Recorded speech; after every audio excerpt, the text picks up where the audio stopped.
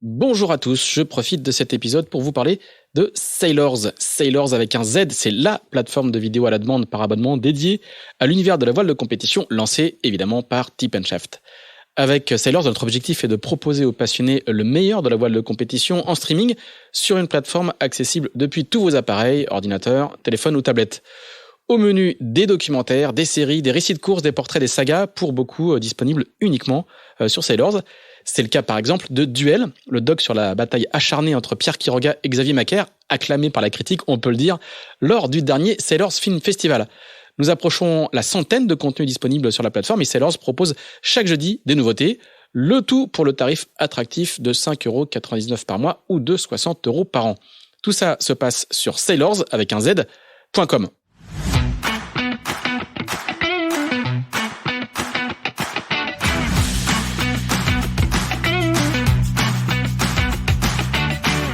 Bonjour, vous écoutez Pause Report, le podcast qui décrypte et analyse chaque semaine l'actualité de la voile de compétition. Pause Report est produit par Tip & Shaft, le média des professionnels et des passionnés de voile de compétition. Tip & Shaft, ce sont 2 newsletters hebdomadaires en français et en anglais, des podcasts, des événements, des formations, ainsi qu'un festival du film et un studio de production de contenu que vous pouvez retrouver sur tipandshaft.com. Je suis Pierre-Yves Gautreau et je vous souhaite la bienvenue dans Pause Report.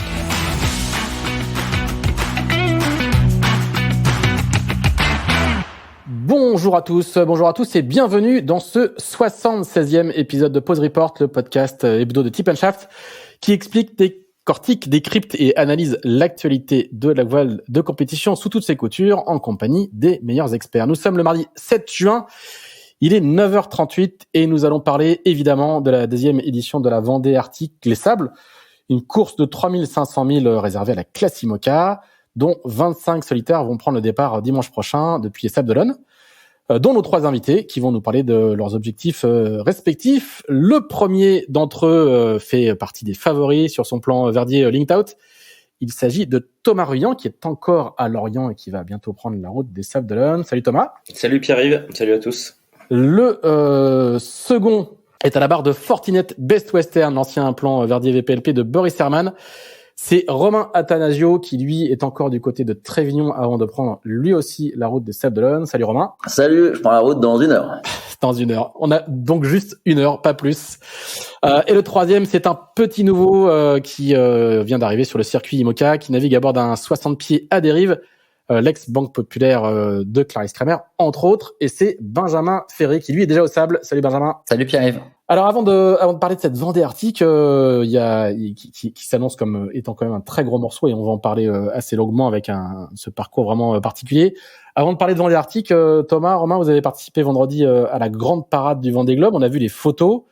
Donc c'était un peu bus qui défile sur le remblai des Sables d'Olonne après une victoire en Coupe du Monde. Il y avait 28 des 33 concurrents de la dernière édition. Racontez-nous un petit peu ce moment sur les photos, ça avait l'air assez sympa, assez incroyable. Comment c'était de faire ça? On explique que c'était le Vendée Globe a eu lieu pendant le confinement avec des conditions assez compliquées du point de vue du public. Donc du coup, l'organisateur a souhaité le faire plusieurs mois après. Est-ce que qu'est-ce que ça vous a fait de revivre ça plusieurs mois après l'arrivée du Vendée? Qui a commencé? Romain. Eh ben écoute, ouais, c'est vrai que moi je l'avais fait il y a 4 ans. C'était dingue parce qu'il y a quand même un monde fou et puis oui, bah comme tu l'as dit, à cause de tout ce qui s'est passé, tout a été annulé. On l'a fait la semaine dernière. Bah, c'était drôle parce que c'était cette traversée du Remblai là. En fait, il y a un monde fou quoi. Et donc on traverse là sur l'écharpe. Enfin, c'est assez marrant. Alors c'est presque un peu pour rigoler, mais il y avait énormément de monde et puis c'est sympa quand même de retrouver encore un peu l'ambiance. Puis après, il y avait un feu d'artifice, franchement, comme j'ai jamais vu, quoi, qui était vraiment dingue. Thomas, les Sablets, en fait, que vous arriviez en janvier, en février, quelles que soient les conditions, du moment qu'il y a des coureurs du Vendée Globe quelque part, ils accourent en masse, quoi. C'est assez incroyable. Ouais, on sent qu'il y a un énorme engouement pour la course au large en Vendée et au Sables d'Olonne. Et c'est vrai qu'on a ressenti ça encore sur cette traversée du Remblai. Moi, ça fait du bien parce que c'est vrai que moi j'ai un souvenir quand même du départ avec des cordons de CRS sur les jetés au lieu d'avoir un public. Après avoir vécu un départ en 2016 avec beaucoup de monde, bah voilà, ça fait du bien aussi de voir que le public suit et puis de partager ça, même si c'est voilà, on n'est pas arrivé hier, hein, ça fait déjà un petit moment maintenant qu'on est rentré, mais écoute, c'est sympa, ça montre que la course au large et que le Vendée Globe, bah c'est un vrai succès, donc non, ça fait du bien. Ce week-end, pardon, on retrouvait aussi, c'est fou parce que tu vois, c'est vrai que comme dit Thomas, c'est une autre course, c'est longtemps après. Et là, ce week-end, sur le village, on retrouve tous les gens qui sont là au Vendée. Et il y a la même ferveur, le même engouement, les gens qui viennent nous parler encore du Vendée, tu vois. Donc on a l'impression d'y être encore. Et c'est vrai que les Vendéens sont incroyables pour ça. C'est une religion, le Vendée, au sable. Hein. Est-ce qu'il y avait pas aussi un petit côté, on retrouve les camarades de promo, parce que il y avait une très grosse majorité des coureurs du Vendée qui étaient là, quoi. Je crois que c'est 28 sur 33. Hein. Il y avait vraiment un côté. Ouais, c'est chouette, et c'est vrai, comme tu dis, Pierre-Yves, au final sur le Vendée, à la fois avant et après, on a été très rarement tous ensemble, voire pas du tout, parce qu'il y a beaucoup de choses qui se sont faites en visio.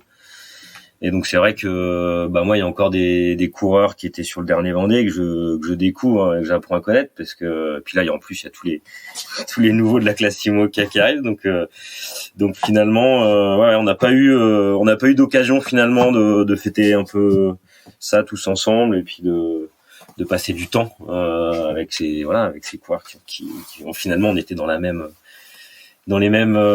course, les mêmes galères, les mêmes sensations autour d'un événement comme celui-là, et donc c'est bien d'avoir ces moments-là aussi pour échanger, pour retrouver tout le monde. Benjamin, toi qui n'es pas de cette promo-là, qui sera, si tout va bien pour toi, de la prochaine, comment t'as regardé ça de loin? Ou de près, peut-être? T'étais peut-être en bas ouais, du char. j'étais au balcon. J'ai loué un petit appartement là qui est sur le Romblay. Du coup, je les ai tous vus passer dessous avec le speaker qui présentait tout le monde. Et non, c'est sympa. Moi, tu sais, effectivement, moi, c'est que de la découverte depuis quelques mois là. Donc, j'observe tout ça, j'observe tout ce qui se passe, et j'essaye d'apprendre un peu sur tous les aspects, quoi. Mais forcément, ça donne des petits frissons de voir tout ça, quoi. Alors toi, t'as annoncé la semaine dernière le nom de ton partenaire titre, qui est le groupe Monoyeur. Ouais. Raconte-nous un petit peu comment est né ce projet, comment t'es organisé, comment tu l'as structuré, puisque je crois que tu travailles beaucoup avec autour de Jean Le Cam, quoi. Donc raconte-nous un petit peu comment un garçon comme toi fait la rencontre de Jean Le Cam, ce qui est pas forcément écrit au départ sur le papier, quoi. Hein. Non, pas du tout. Bah moi, tu sais, je viens pas vraiment du monde de la course au large à la base. Je suis pas du tout du sérail de cet univers-là. Et moi, ça faisait 10 ans que je montais des petits projets d'aventure, d'exploration. J'avais fait une transat au Sextant, un tour du monde en stop, des choses comme ça. Et j'ai découvert la course au large avec la Mini Transat en 2019. Et la Mini Transat s'est plutôt bien passée pour moi, même en termes de résultats. Et surtout, moi, j'ai été fasciné par cet univers. Et en fait, après la Mini Transat, je me suis retrouvé quelques mois plus tard à un dîner avec Jean Le Cam et Anne, sa femme. Et voilà. Et à ce moment-là, Jean a planté une petite graine dans un coin de ma tête de préparer le prochain Vendée Globe. Et cette petite graine, elle a germé, elle a grandi, et elle a pris forme jusqu'au moment où un jour, je me suis retrouvé avec le numéro de Michel Desjoyaux dans mon téléphone, avec quelqu'un qui m'a dit: appelle cette personne.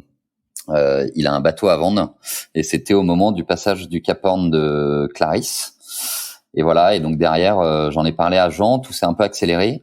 Et en fait, à ce moment-là, moi, j'ai réservé le bateau à Michel Desjoyaux, qui était propriétaire du bateau qui était loué à Banque Populaire. Et j'avais 6 mois pour trouver des sponsors. Donc, t'avais suivi un peu ça, hein, le timing était hyper serré. Et tu vois, c'était, j'ai signé avec Monoyeur le 9 septembre, et ma première échéance c'était le 14 septembre. donc il fallait pas plus. Et Jean m'a vachement aidé là-dedans. Bon, ça a été un des éléments déclencheurs parce que moi je me sentais pas forcément, je rêvais du Vendée Globe, mais si tu veux, moi j'avais juste fait la Mini Transat, j'étais pas du tout passé par des classes intermédiaires, et donc c'était un objectif qui me paraissait quand même assez lointain, et qui me faisait rêver, mais qui me paraissait compliqué à atteindre. Et le fait que Jean tu vois, que quelqu'un qui a une telle expérience, qui ait fait 5 Vendée Globe, te fasse croire que tu es capable d'en faire un, bah moi ça m'a un peu donné des ailes. Et c'est ça qui a tout accéléré. Et Jean m'a accompagné évidemment sur l'aspect technique du bateau, mais bien au-delà, quoi. Sur le montage de projet, il m'a aussi aidé à crédibiliser le projet auprès des partenaires. Et ça, je suis pas dupe là-dessus. Et voilà, moi j'ai habité 2 mois, si tu veux, chez Anne et Jean, et j'avais ma petite chambre d'étudiant à l'étage. Donc c'est très lunaire ce qui m'arrive depuis 6 mois, mais c'est un bonheur fou, quoi. Mais alors effectivement lunaire est peut-être effectivement l'adjectif parce que c'est quoi? C'est une rencontre, c'est un coup de foudre. Il est tombé sur toi, il s'est vu lui quand il avait 20 ans. Comment toi t'arrives à expliquer ça? Non, j'en sais rien. Je pense que des gens qui aimeraient vivre ce que t'as vécu avec lui, je pense qu'il y en a beaucoup. Ouais, faudrait lui demander, quoi. Mais non, mais Jean, en fait, je sais pas, c'était hyper naturel. C'était hyper naturel. Effectivement, il y a un truc. Moi, j'ai exactement la moitié de son âge. J'ai 31 ans, il en a 62. Et il y a effectivement une espèce de truc un peu intergénérationnel comme ça où moi j'adore l'expérience des anciens et tous les projets que j'ai menés avant étaient globalement tournés autour de la transmission.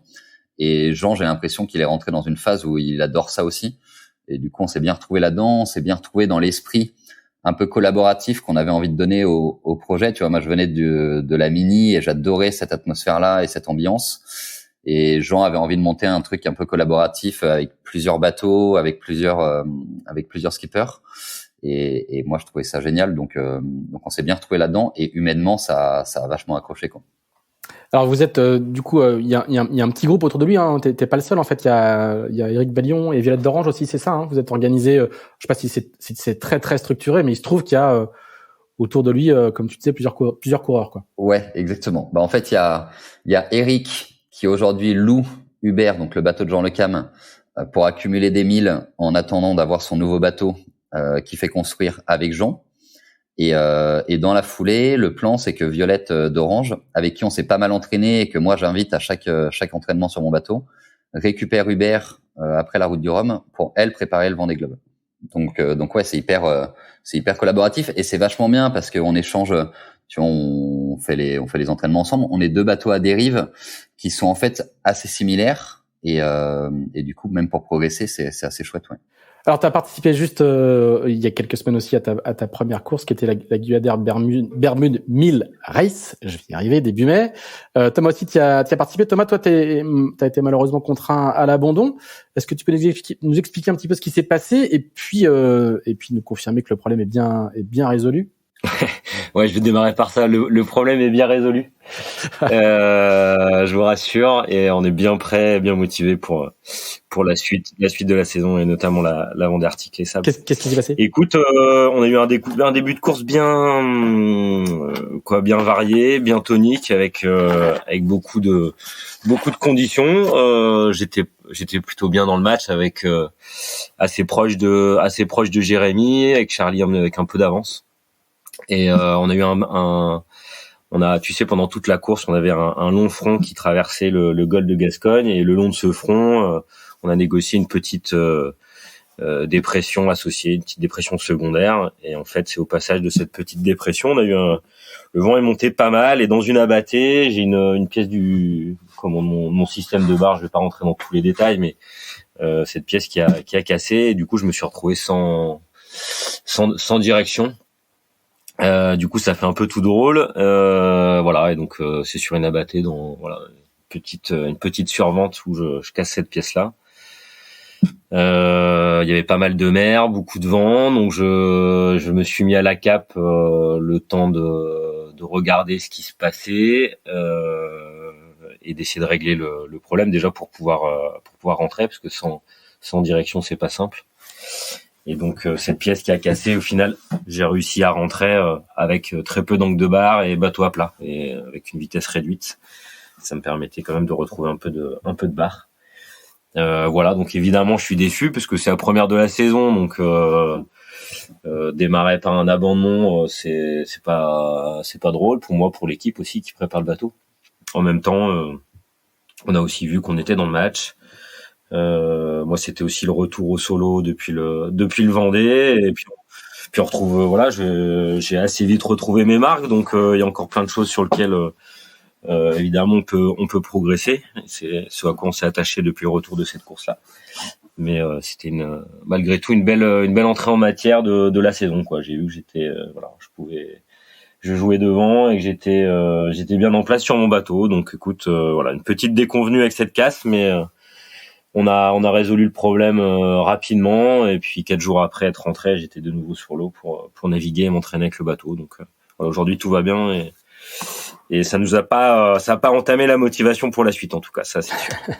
voire même on est encore plus motivé que jamais pour montrer qu'on est bien là, quoi. Alors qu'est-ce que t'as vu, toi qui étais sur l'eau pendant cette course-là? Qu'est-ce que t'as vu? Est-ce que t'as vu comme nous un Charlie Dalin assez impérial, évidemment avec un petit effet météo qui fait que c'est parti par devant, mais on a l'impression que les forces en présence sont assez claires, quoi. Écoute, je pense c'était aussi une première pour beaucoup de marins qui récupéraient des nouveaux bateaux, et donc des marins qui sont pas encore à 100% sur le bateau, et qui du coup ont une marge de progression qui est importante, bien plus importante que nous finalement. Donc moi je m'attends quand même au cours de la saison de voir ces bateaux-là se rapprocher. Et là, c'est sûr que sur cette course-là, on s'est un peu décroché avec Charal et Apivia, mais Bureau Vallée était pas si loin et revenait très très fort. Il y a eu un petit souci en début de course, hein. Je pense que c'est aussi dû à ça. Mais non, il y a plein de bons marins pour qui c'était une première en solo en IMOCA, et pour certains c'était la découverte d'un nouveau bateau, et puis c'est un début de saison, donc tout le monde n'a pas forcément mis à l'eau tôt, donc je pense que ça va se lisser au fur et à mesure de la saison, et que la concurrence est bien là, hein. C'est pas juste Jérémy, Charlie.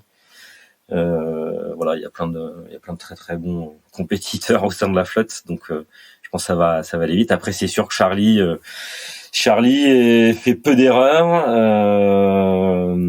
Il a l'air bien en place sur son bateau. Ça va vite. Ça va souvent plus vite. Voilà, donc c'est un peu dur d'aller le chercher, mais bon, on a des leviers. On sait qu'il y a certaines allures où on est capable de faire aussi la différence. Sur des courses de transition, je pense que ça sera compliqué d'aller chercher si Charlie fait pas d'erreur stratégique. Maintenant, une course comme la Vendée Arctique, c'est une course qui est longue, où on aura un peu de tout. On aura beaucoup de phases de transition là où il est très fort. Donc c'est clairement pour moi l'homme à battre. Hein, on va regarder ça un petit peu dans le détail. Juste une dernière question sur ça. Thomas, quand Jérémy, Charlie et toi, vous avez fait le Vendée Globe, vous avez des bateaux que vous connaissez maintenant très très bien, qui ont été développés et qui sont même pour tous les trois des bateaux dont vous allez vous séparer à l'issue de la Route du Rhum, tous les trois. Est-ce qu'il n'y a quand même pas un avantage à bien connaître? On sait que c'est des bateaux avec des temps de développement très longs, des temps d'apprentissage très longs. Est-ce que quand on arrive au départ et d'une Vendée Arctique et d'une Route du Rhum avec des milliers de milles, dont des Vendée Globe bouclés pour les uns et pour les autres, il y a quand même pas un avantage Ah bah bien sûr, évidemment, on a là, c'est sûr qu'on tous les trois on connaît bien nos bateaux, et je pense que c'est évidemment un avantage. Moi, j'ai jamais été aussi rapide avec mon bateau qu'aujourd'hui, donc je le connais bien mieux, suite en plus à une saison en double et équipage qui a eu lieu l'année dernière. C'est sûr qu'on a encore fait un gros bond en avant sur la compréhension de ces bateaux-là et sur tout le potentiel qu'il y a derrière. Donc et ça, aujourd'hui, on arrive à l'utiliser. On arrive à vraiment être rapide en solo. Moi, ça m'a fait beaucoup de bien en fait, de faire du double de l'équipage, ce que j'avais finalement peu fait avant ça. Il y a eu une année où on était un peu tardif, où on découvrait une machine incroyable en 2019. 2020, c'était du solo. Et donc cette année 2021, elle nous a permis finalement de finir le travail, ou en tout cas de faire un gros pas en avant en termes de perf, quoi, et de vitesse de bateau. Donc oui, clairement, c'est pour ça que je te disais tout à l'heure que il y a plein de marins là qui ont récupéré des très bons bateaux et qui sont en train de prendre la mesure de ces machines-là. Et donc voilà, ils vont de toute façon. Je sais la marge de progression qu'ils ont, donc faut s'attendre aussi que ces bateaux-là et ces marins-là, voilà, nous rejoignent assez rapidement en tête de flotte, parce que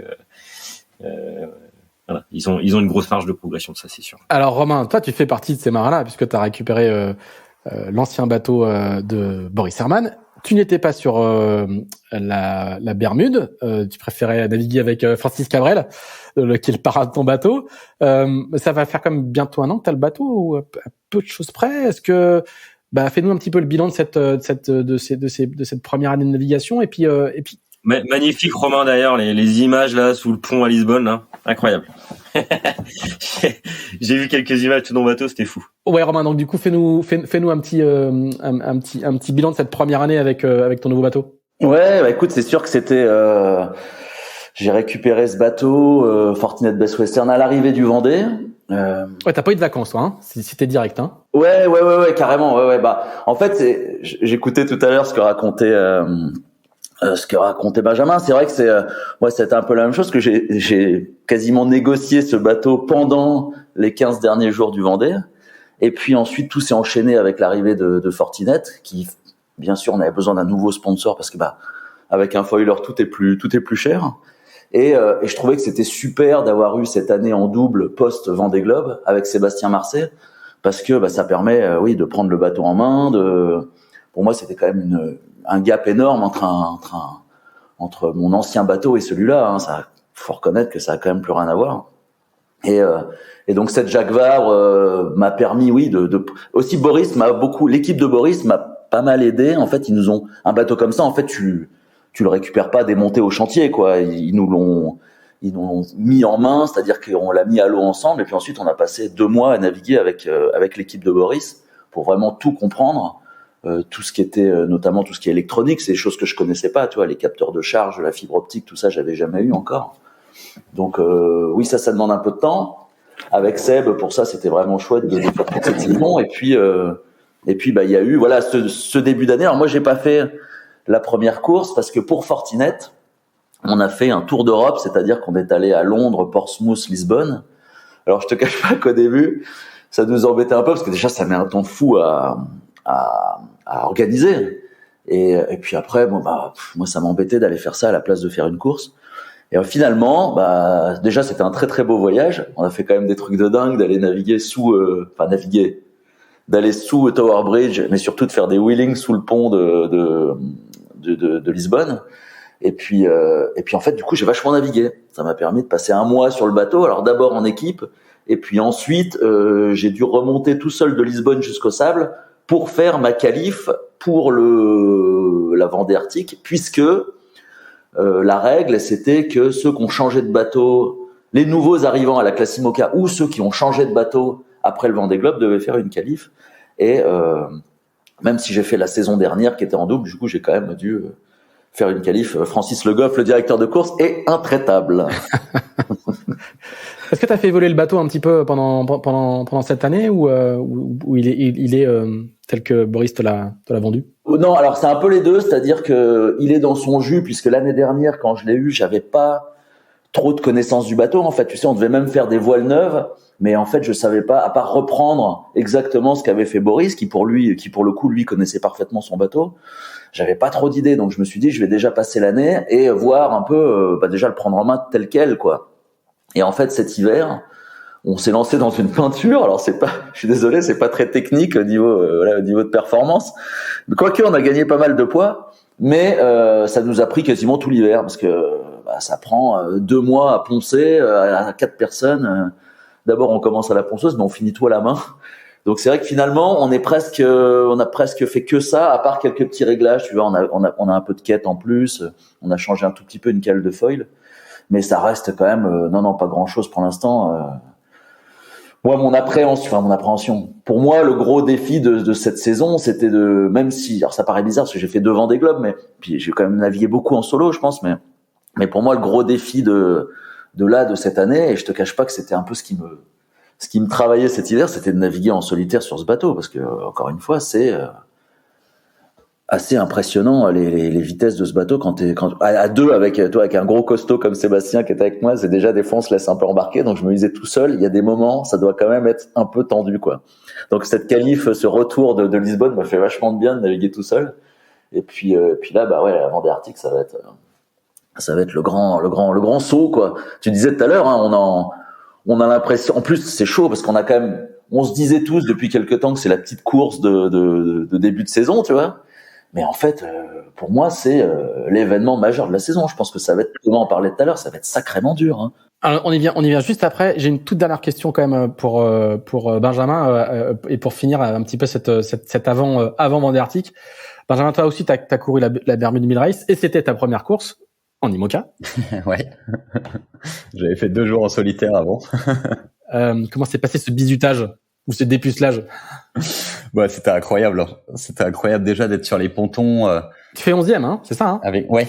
Je fais 11e et surtout, moi j'étais j'étais assez stressé quand même avant cette course parce que dis-toi qu'avant, moi j'avais passé que 2 jours en solitaire sur ce bateau pour faire ma qualif et on a mis le bateau à l'eau fin février. Et avant ça, j'avais fait un convoyage un jour en IMOCA et c'était ma seule expérience en IMOCA, tu vois. Donc c'était vraiment la grosse découverte et surtout, j'avais pas navigué en solitaire depuis l'arrivée de la Mini Transat en 2019. Donc tout ça mis bout à bout faisait que j'étais quand même un peu stressé et en fait ça s'est super bien passé. Surtout l'équipe qui entoure le projet était géniale parce que ils m'ont enlevé une énorme charge mentale, ils étaient hyper bienveillants et du coup moi ça m'a complètement relâché et soulagé. Et donc j'étais très stressé sur le départ parce que avoir des si gros bateaux sur une ligne de départ, j'étais pas forcément habitué. Et voilà, une fois que j'ai entendu bon départ, là j'ai une chape de plomb qui s'est évacuée et là je me suis mis dans la course et franchement c'était génial, quoi. Moi j'ai découvert que j'étais toujours aussi heureux en mer et puis voilà, et j'étais dans la course, j'ai fait des petites bêtises, notamment sur l'envoi de spi la première nuit, mais voilà, je me disais que c'était le métier qui rentrait. Et surtout, c'était encore une fois assez incroyable. Moi, je me suis retrouvé, j'étais 6 ou 7e à 30 000 de l'arrivée. Si tu veux, pour une première en IMOCA, après avoir navigué que 2 jours en solo, c'était complètement, c'était incroyable, quoi. Donc c'était fou cette première, ce bizutage, il était incroyable. Bon, eh ben, on va te souhaiter que ça continue comme ça. Je ne sais pas si ça sera aussi fluide et aussi facile entre guillemets que sur la Vendée Arctique, parce que le programme, on a commencé à le dire avec Romain et avec Thomas, est quand même très très particulier. Ouais, puis c'était pas facile, hein. Franchement. Non. Déjà, j'ai trouvé ça dur. C'est pour ça que j'ai mis des guillemets, Benjamin. Et je sais que là, la Vendée Arctique, ça va être encore une autre paire de manches, ne serait-ce qu'en distance et ne serait-ce qu'en voilà, les zones dans lesquelles on va naviguer. Je sais très bien que ça va être autre chose, quoi. C'est pour ça que je me suis permis de mettre des guillemets. Je me permettrai pas de dire que c'est facile sans guillemets. Donc du coup, parlons un petit peu justement de ce parcours et Romain, je crois que quand tu disais que c'était probablement la plus grosse course de la saison, dans plusieurs interviews déjà, on a entendu des coureurs et des concurrents, certains de vos collègues dire que c'était sans doute une course qui allait être beaucoup plus dure et beaucoup plus engagée que la Route du Rhum, qui est censée être le clou de la saison. On voit que vous êtes déjà, il y a quand même 25 IMOCA au départ, il y a un gros village, c'est les Sables d'Olonne. Est-ce que, Romain, Thomas, vous qui avez déjà pris des départs de Vendée, qui connaissez un petit peu le coin, est-ce que ça n'a pas des airs de... pas de mini Vendée Globe, mais est-ce que justement tout ce qu'il y a autour de cette course et ce parcours particulier fait qu'effectivement la course elle est sans doute plus grosse entre guillemets, en tout cas il y a beaucoup plus d'enjeux que ce qu'on aurait pu se dire au départ. Romain, t'avais commencé. Ouais, oui, c'est exactement ça. C'est ce que tu viens de dire, ce que je disais il y a 2 jours à un journaliste.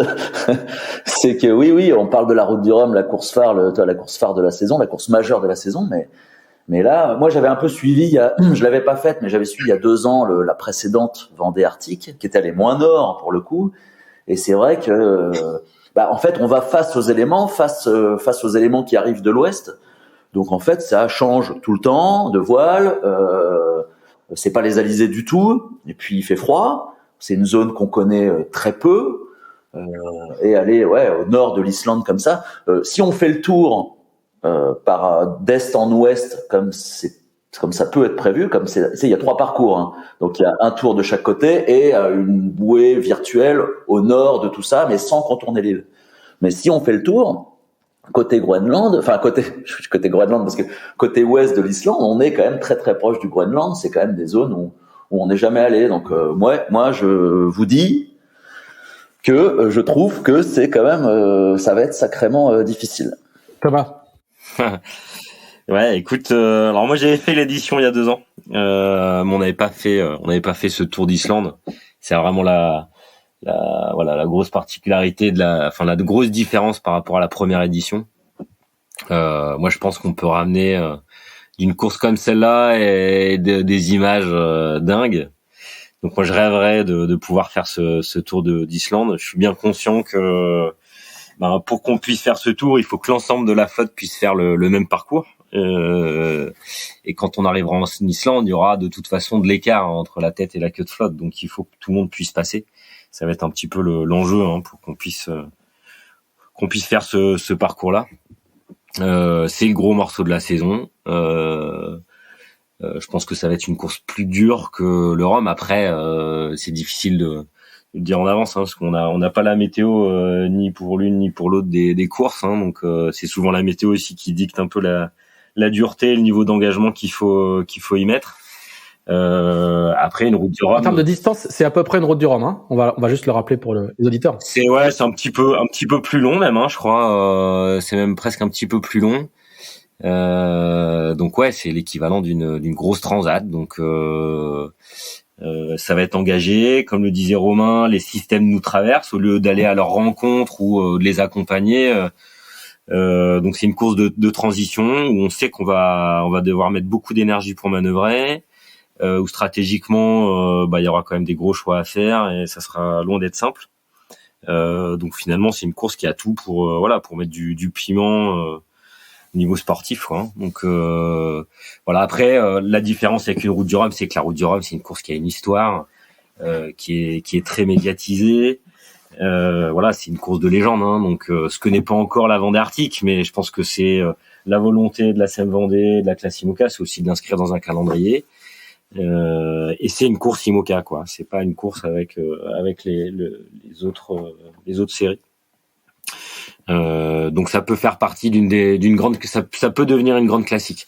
Ça l'est pas encore aujourd'hui et je pense qu'elle a tout pour de devenir, parce que en termes d'engagement, de parcours, de nombre de bateaux là au départ, on est vraiment sur un gros truc, quoi. Je pense qu'on s'en rend pas bien compte finalement. On parle tous de cet objectif principal qu'on a, qui est évidemment la route du Rhum. C'est celle qu'on vend aussi à nos partenaires, celle qu'on va inscrire au palmarès. La Vendée Arctique, c'est un gros morceau, quoi. C'est un très gros morceau de l'année. On va rappeler qu'il y a 2 ans, en plus, c'était une sorte de course de remplacement, C'était une course au sortir du confinement, qui a été montée en très peu de temps et qui remplaçait d'autres courses, quoi. Ça remplaçait les 2 transats qui n'ont pas pu avoir lieu à cause Covid. La transat, alors je sais plus comment elle s'appelait, The Transat. The Transat, ouais. Et la New York Vendée. Et la New York Vendée. Voilà, donc ça a été la course qui a été montée et d'ailleurs très belle façon par la classe IMOCA et la SEM Vendée. Et donc ça a été le point de départ de finalement une future nouvelle grande classique, je pense. Ouais. Juste une petite question encore sur le parcours, Thomas. Pour ceux qui l'ont pas forcément en tête, tu disais que vous alliez être traversé par les systèmes météo. C'est-à-dire que c'est une course où vous allez faire un petit peu je vais schématiser, mais un petit peu de nord-ouest pour commencer, pour parer les îles britanniques. Puis après, la route, elle est quasiment plein nord, à peu de choses près, quoi. Tour de l'Islande, puis après plein sud pour redescendre. C'est aussi ça qui fait sa spécificité, c'est-à-dire que vous prenez pas les systèmes météo de face où il faut choisir je passe au sud ou je passe au nord de la dépression. Vous les prenez pas au portant comme sur une route du Rhum ou une descente plus classique d'un Vendée Globe. Qu'est-ce que ça va avoir comme spécificité stratégique, c'est-à-dire que en termes de trajectoire, ça va être très très ouvert, ou il faudra entre guillemets juste enchaîner les transitions le plus vite possible? Non, ça va être très ouvert. Je pense qu'il peut y avoir aussi beaucoup de regroupements. C'est vrai que sur on va dire une course comme la route du Rhum, on sait qu'on a 3-4 jours avec beaucoup de stratégie, parce que ça te place dans les alizés s'ils sont là. Mais en tout cas, une fois que t'as passé le golfe de Gascogne et que tu arrives dans les alizés, après, c'est des situations météo qui sont calées et assez classiques finalement. Il y a toujours des petits décalages, des petites choses à faire, mais c'est des vents constants qui sont quasiment là toute l'année. Là sur une trajectoire sud-nord puis nord-sud en montant en Islande, t'arrives jamais dans des régimes de vent établis comme le sont les alizés. Donc en fait, on va avoir toute une course où on sera traversé par les différentes dépressions. Alors entre chaque dépression, tu peux avoir des dorsales, des petites bulles anticycloniques, tu peux et finalement tu subis beaucoup plus, je pense, sur des parcours comme celui-là que sur une route du Rhum où finalement tu vas chercher les systèmes, ou même comme sur une transat retour où t'accompagnes une dépression par exemple. Là, t'es traversé par tout ça. Donc c'est pour ça que le rythme il va être costaud, ça va être dense en termes de manœuvre et de choix de trajectoire.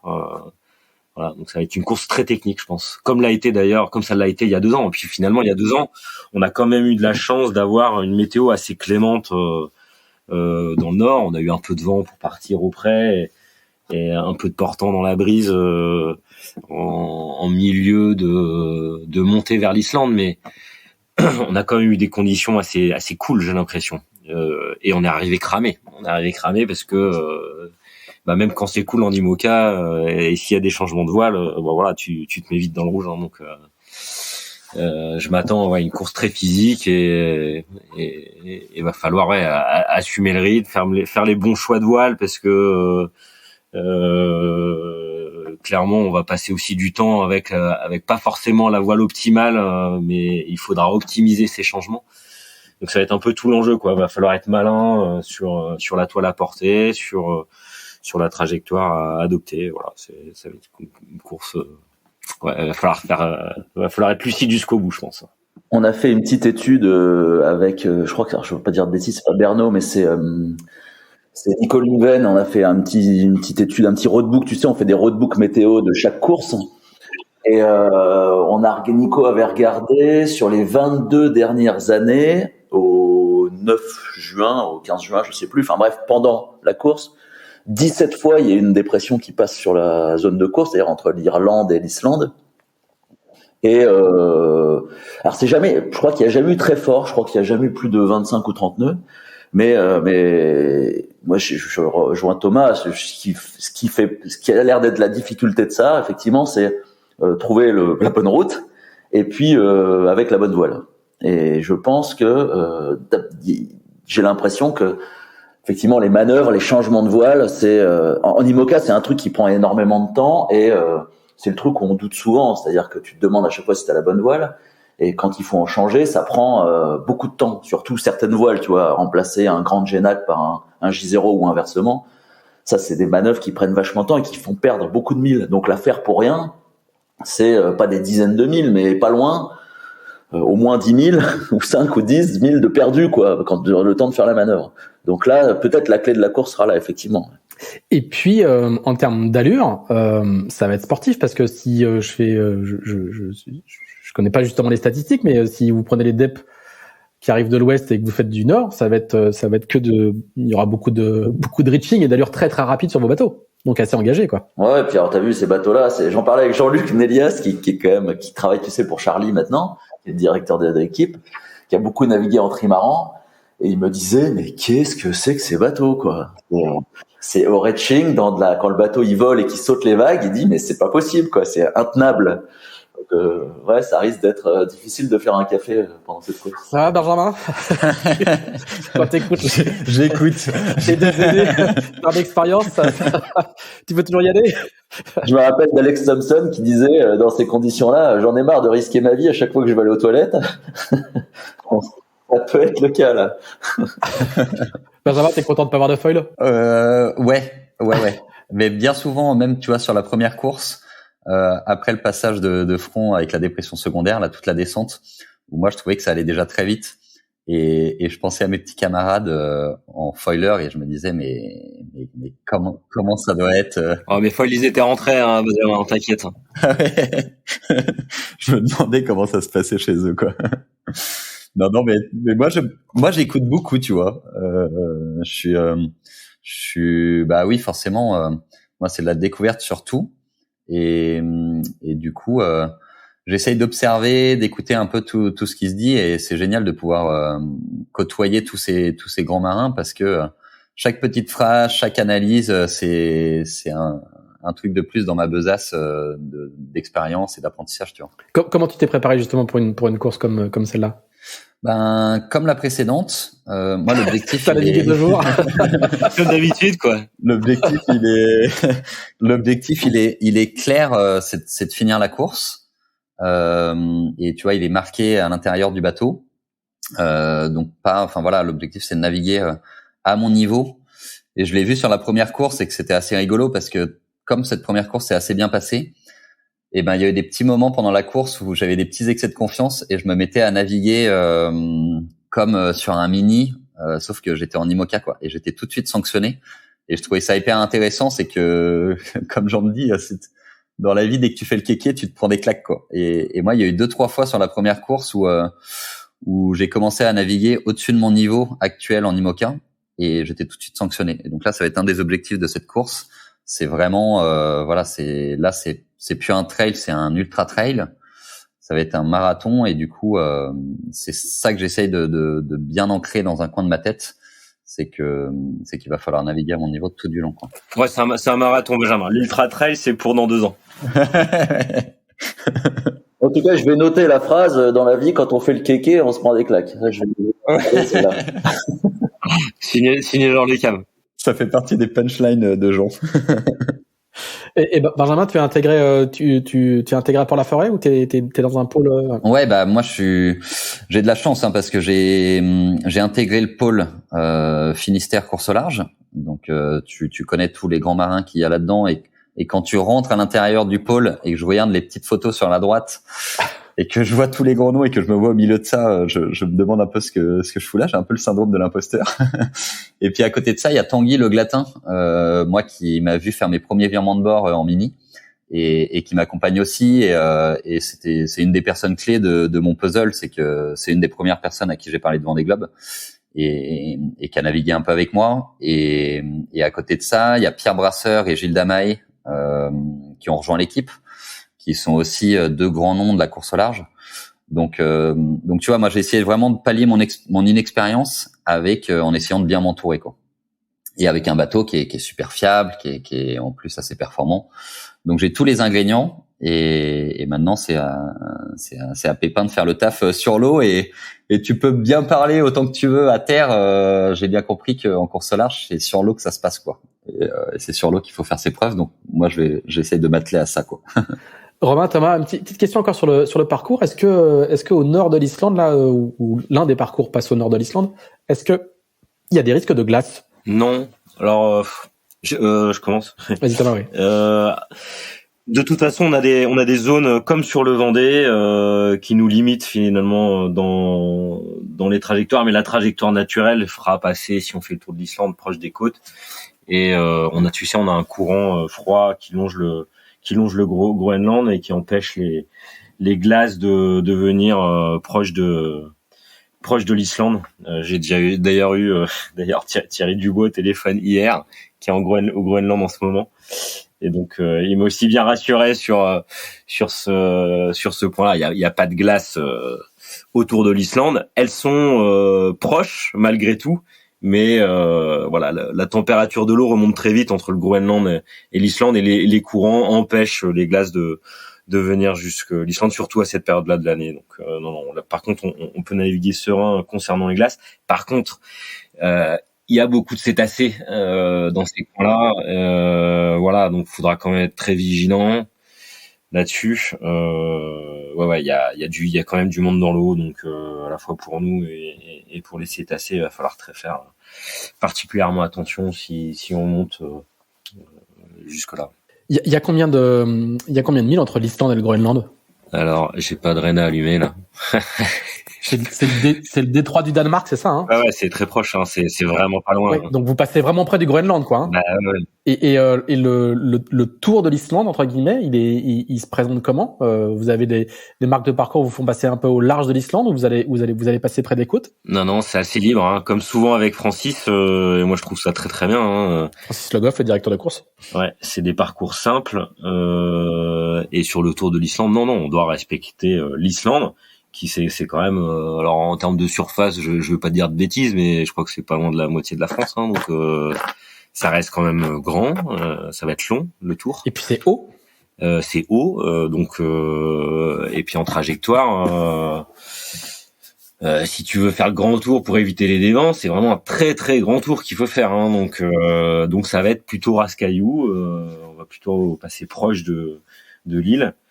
Ça va être à la fois beau, mais aussi pareil très technique, avec du dévent, avec certainement des couloirs de vent aussi qui descendent des montagnes, de l'air froid, Les pêcheurs, de la fatigue, des pêcheurs, des cétacés, de la fatigue du début de course. Donc ouais, ce Tour d'Islande, il est pas du tout anodin, quoi. Et des images, enfin normalement ça va nous faire des images pour nous simples spectateurs, et pour vous au premier lieu évidemment, ça va nous faire des images extraordinaires. Bah, c'est vraiment pour ça que j'ai envie d'y aller. Hein. Ouais, Romain, il y a pas de, les jours vont être longs au sens littéral du terme, quoi. ouais, c'est ça, c'est l'été. Donc il fait pas nuit, hein, donc ouais, ça va être un. Au-delà de la course, c'est un beau voyage. Hein. Tu sais, c'est typiquement le genre de truc où moi, je pense à ça quand je fais le Vendée, quand on passe à Kerguelen ou au Cap Horn, c'est quand même un endroit où on va jamais, hein, et qui est sublime. Et nous, on passe au taquet, la tête dans le guidon. Alors bien sûr, on regarde un peu, mais à chaque fois, je me dis qu'est-ce que je m'arrêterais bien. Là, je pense que ça va être vraiment ça, quoi. On va passer dans des endroits, à mon avis, qui sont délirants. Et on dit, tiens, je passerais bien la soirée au mouillage ici, mais non, c'est pas possible. Et puis il y a quelques volcans qui traînent aussi, hein, assez célèbres pour arrêter le trafic aérien pendant de longues semaines. Alors Benjamin nous a dit que son objectif à lui était de continuer à apprendre et de terminer la course. Et vous, messieurs, Thomas, Romain, c'est quoi vos objectifs réciproques? Bah écoute, oui, alors je dis ouais, j'y vais. C'est un peu, on a quand même une subtilité dans notre course au Vendée Globe là, c'est que il faut accumuler des milles. Tout à fait. C'était ma question d'après. Ah pardon. Alors mais vas-y. oui, alors, je fais vite, tu développeras, mais non, vas-y. C'est vrai qu'il faut pour se qualifier au Vendée Globe, il y aura certainement trop de monde par rapport il y aura peut-être 48-50 participants pour les 40 places. Donc, il va falloir faire un nombre de 1000. Donc, on a un système à la classe IMOCA qui dit que celui qui fait le plus de courses a plus de chances d'être au Vendée Globe. Ce qui est bien, parce que ça permet à tout le monde de faire des courses. Et peut-être qu'il n'y aurait pas 25 bateaux sur cette course si cette règle n'existait pas. En revanche, quand on navigue, il faut y penser et se dire que si on termine pas la course, c'est d'autant moins de 1000 engrangés, quoi. Donc, il va falloir un peu doser un peu les deux.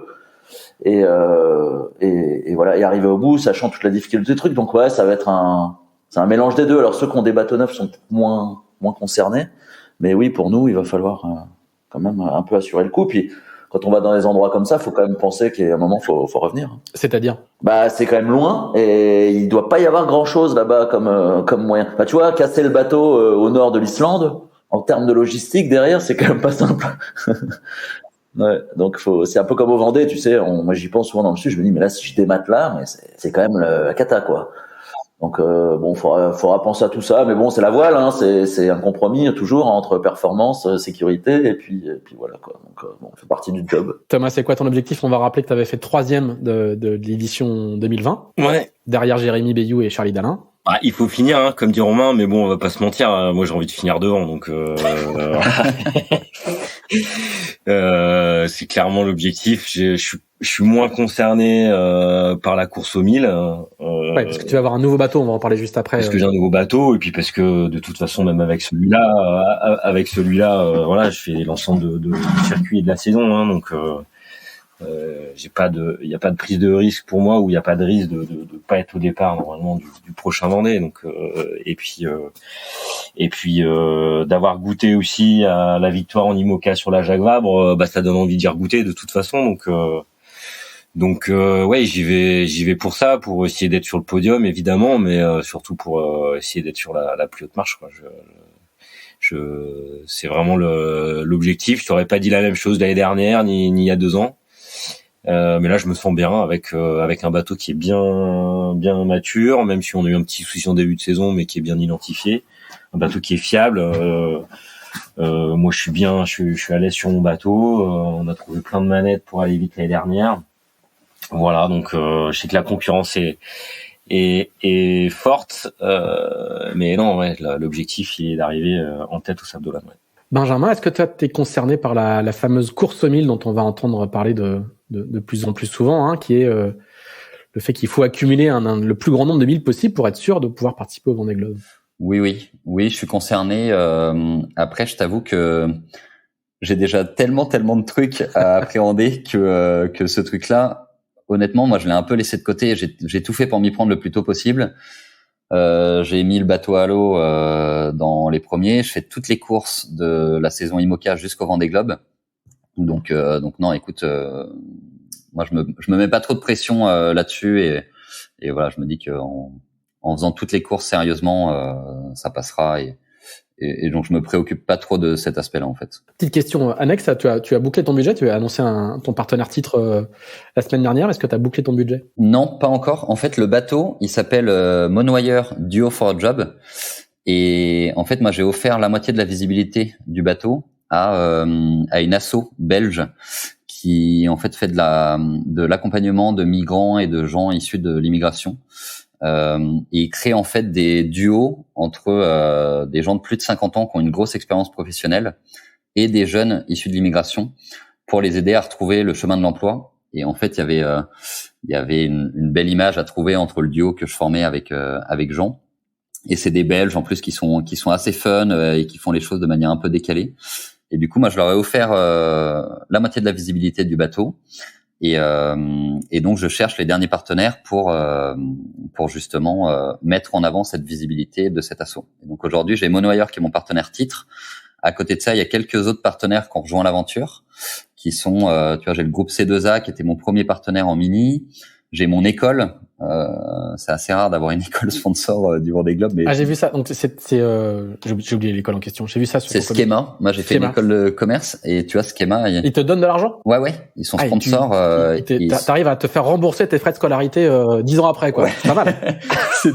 c'est tout ce que mes potes de promo me disent, c'est que ils m'ont accompagné sur le tour du monde en stop, sur la traversée de l'Atlantique au Sextant. Et maintenant sur le Vendée Globe, et donc je pense que je suis bénéficiaire sur mes frais de. c'est ce que me disent mes potes de promo. Non mais c'est génial d'avoir l'école et voilà, j'ai deux autres petits partenaires, Unteo et Azaleo, et là l'idée c'est d'en trouver un ou deux derniers qui eux vont se ranger derrière Duo for Job et vont mettre en avant la visibilité de cet assaut. Donc en fait, moi j'ai trouvé les 2 tiers du budget, il me reste 1 tiers à trouver. Duo for a Job, ça résonne un petit peu avec la cause que porte Thomas Ruyant, qui est Linked Out. Ouais, carrément. C'est aussi voilà sur les mêmes bases et c'est moi j'ai quand même la sensation que c'est le sens de l'histoire, tu vois, et que de plus en plus les projets sport vont aller dans cette direction-là, que la course au large s'y prête bien. Parce que naturellement, on porte des valeurs qui sont assez fortes et en plus, on a une grosse visibilité sur les voiles et donc j'ai l'impression que c'est le sens de l'histoire. Et puis, ce que je disais au début, mais moi, c'est tellement un rêve éveillé là, ce que je vis, que je me dis bon bah si en plus moi en réalisant mon rêve, alors tu vois, je rentre pas dans le truc où ça change pas le monde de mettre ça sur tes voiles, mais par contre, s'il y a quelques duos supplémentaires qui peuvent se créer parce que tu leur as offert de la visibilité, et ben c'est chouette quoi. Thomas, on revient vers toi. On parle un petit peu de ton bateau neuf. T'en es où? À quoi il va ressembler? Quand est-ce qu'il est mis à l'eau? Tu peux nous en dire un petit peu plus?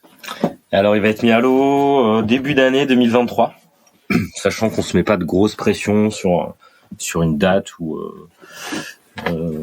voilà, si c'est pas mi-janvier, ce sera fin janvier ou mi-février. Ce qu'on veut, c'est vraiment bien finir le bateau. On mettra le bateau à l'eau au cœur de l'hiver, hein, donc c'est pas non plus la meilleure des périodes pour prendre en main un nouveau bateau.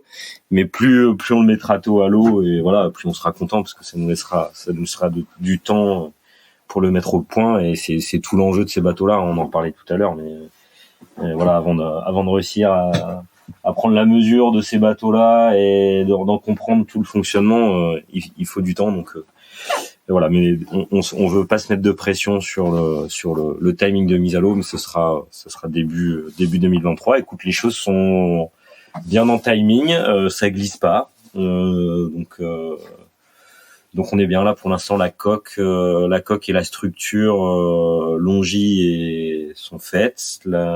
Toutes les cloisons sont quasiment faites et seront posées fin juin. Le pont, il y a une première cuisson déjà pour le pont, donc les grosses pièces sont quasi faites. Voilà, après il y a évidemment beaucoup d'assemblages et c'est un gros puzzle, hein, et c'est vraiment le gros œuvre est fait, mais après c'est la finition qui prend du temps. Donc voilà, mais en tout cas on est dans le bon timing pour la suite. Alors à quoi va ressembler le bateau? Donc c'est un plan Fino-Conque Coche, hein, c'est un plan Coche Fino-Conque, ouais.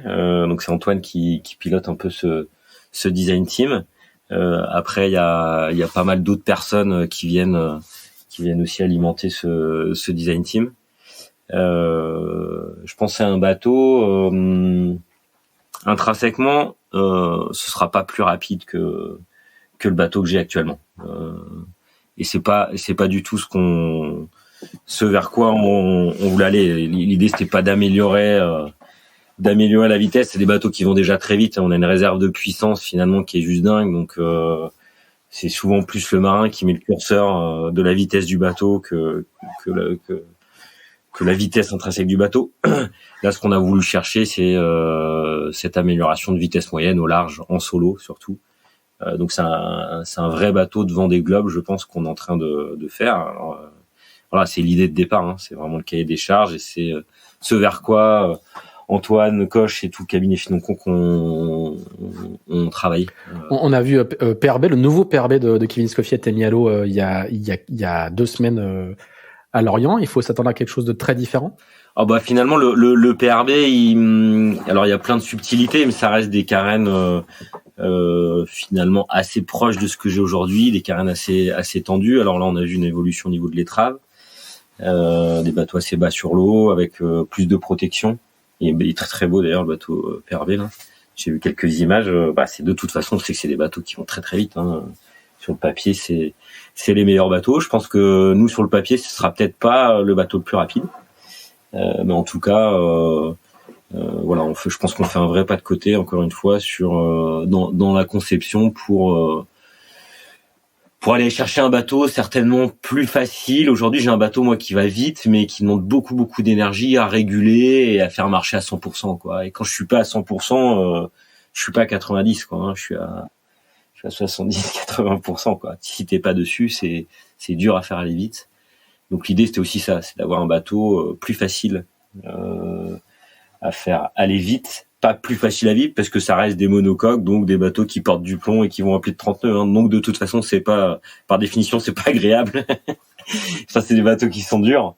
On le sait tous. Maintenant, c'est sûr que si c'est un petit peu plus facile à faire marcher vite ou à réguler, et si c'est des bateaux qui traversent un peu mieux la mer du large, on aura réussi, je pense, à faire un bon bateau de Vendée Globe.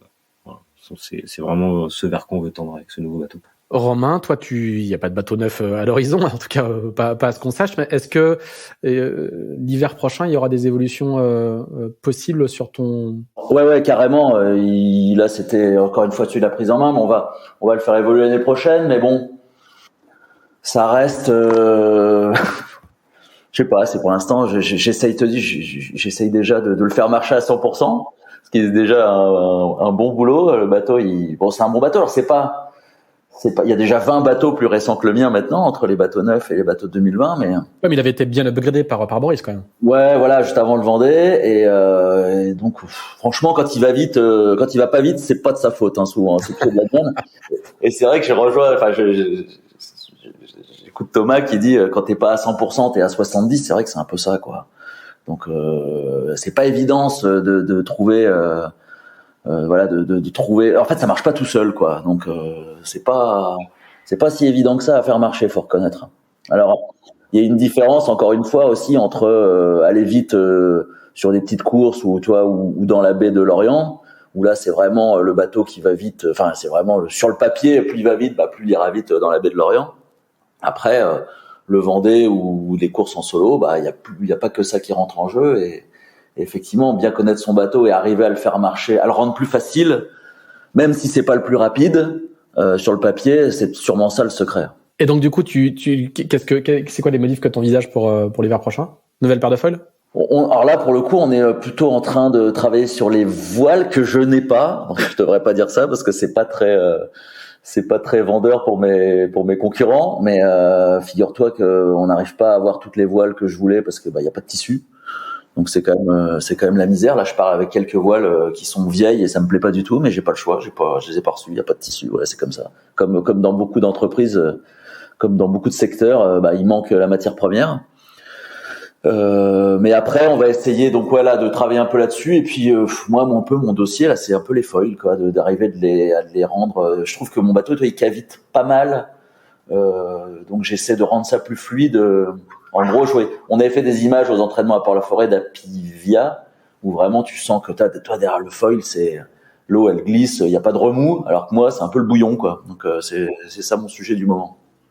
Avec donc le cabinet d'architecte et nous, on essaye de rendre ça plus, de travailler sur la cale basse, en fait. Très bien. Benjamin, il y a des évolutions prévues un petit peu sur ton bateau ou t'es fidèle à ta ligne de simplicité, de continuer à apprendre le plus possible? Pour le moment, l'objectif c'est de déjà appréhender ce bateau-là. Donc moi j'ai récupéré en fait SMA parce que j'ai récupéré les voiles de SMA, le bateau. En gros, le bateau c'est SMA après la route du Rhum que Paul Meillat gagne. C'est grosso modo ce bateau-là que j'ai récupéré.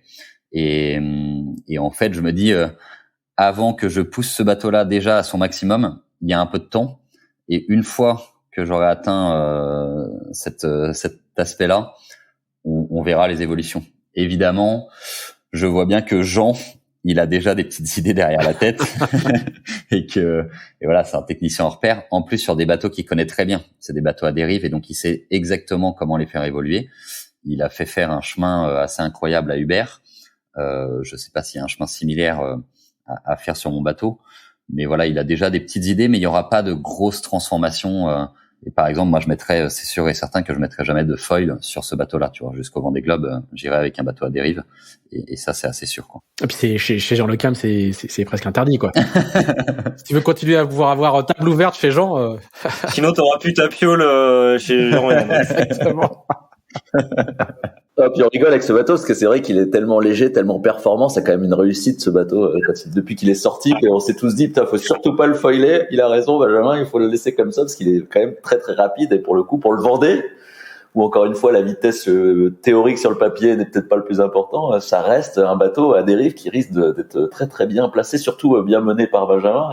Et puis c'est marrant, j'écoute son histoire là, je connaissais pas trop l'histoire. Moi, Jean Le Cam, je le croise comme ça de loin parce que c'est quand même quelqu'un d'assez atypique, et donc c'est vrai que j'ai jamais eu trop de relations privilégiées avec lui, et du coup j'écoute cette histoire là, je trouve ça génial. T'as pas été invité à dîner avec Jean Le Cam, toi, encore? Non. Et c'est un peu, j'ai l'impression d'observer ça aussi. Et tu sais, c'est comme je sais pas, quand t'es gamin et que t'as des posters de Zizou dans ta chambre, et puis qu'un jour tu te retrouves à jouer un match de foot avec Zidane. Moi c'est un peu ça parfois quand je navigue avec Jean, où je me pince un peu et je me dis punaise, c'est quand même je me retrouve à naviguer avec Jean Le Cam, quoi. Qu'est-ce qui s'est passé dans ma trajectoire pour arriver à cet endroit-là, quoi. Mais je vois bien parce que quand je suis arrivé au centre d'entraînement en 2000, c'est pareil, moi j'arrivais de nulle part, et enfin j'étais pas un coureur comme Armel, comme tous ces gars-là qui ont fait de l'optimiste, tout ça. J'ai fait quelques années de Figaro, et en 2005, il y a Michel Desjoyaux qui m'appelle, et il me dit, toi, juste après la solitaire, il me dit, mon navigateur est blessé, est-ce que tu veux venir le remplacer sur le trimaran au Grand Prix de Vigo? Il me dit, ouais, t'as une semaine pour réfléchir. Je dis, non, c'est bon. Et en plus, je crois même qu'il m'a dit, en plus, tu seras payé, tu vois. Alors, ouais, j'aurais presque donné des sous pour ça. Donc, c'est génial. Enfin, moi, c'était un rêve d'avoir Michel, pour moi, c'était Dieu. Donc, je t'imagine avec Jean, j'imagine que tu vis la même histoire. Ouais, c'est chouette, ouais. Du coup, si t'as moyen Benjamin de dire un jour à Jean Le Cam d'inviter Romain Thanasio à dîner ou à déjeuner, quoi, ou à boire un café. Ce sera fait. Ah, s'il te plaît, ouais, si tu pouvais faire ça, franchement, je serais le plus heureux. On ferait une petite bouffe tous ensemble. Ah oui, merci, ouais, d'accord. Et je ramènerai du bon vin. Ouais. C'est qu'il aime bien ça, je crois. Ouais, du rouge surtout. J'ai fait une fois l'erreur de ramener du blanc. Ah bah merci. Bah, je note. Bon, bah avant de vous laisser organiser le prochain dîner chez Jean Le Cam et Jeanne Le Cam, toute dernière question parce qu'on a déjà dépassé l'heure, mais on pourrait rester longtemps avec vous. Est-ce qu'on est mardi, le départ est dimanche? Est-ce qu'il y a déjà une petite tendance météo qui se dessine? Vous avez déjà regardé ou vous allez nous dire traditionnellement non, moi je regarde pas tout de suite, vous inquiétez pas. Il y a des bonnes conditions de wing cet après-midi à Lorient.